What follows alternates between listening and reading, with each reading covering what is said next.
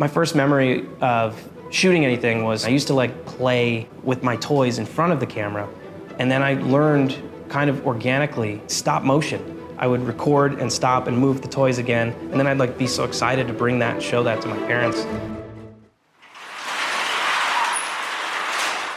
In the decade that I've been a professional, I have changed hats multiple times. I've been a producer, I've been a director, I've been an assistant director, I've directed music videos, a sitcom pilot, documentaries, short films.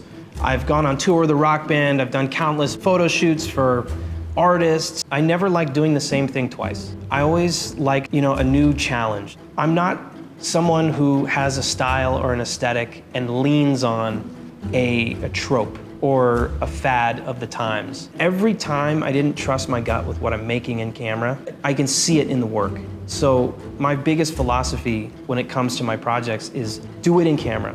Make it happen in real life.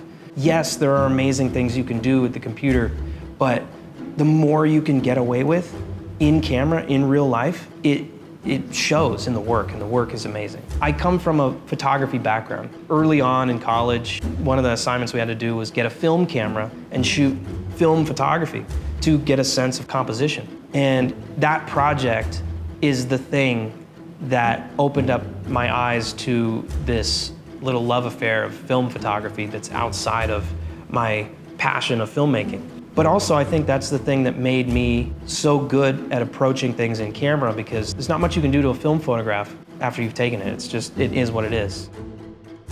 For about 5 years, I worked with a pretty prominent podcast called The Minimalist Podcast. And during that time, I brought their YouTube channel from 40,000 subscribers to over 400,000 subscribers.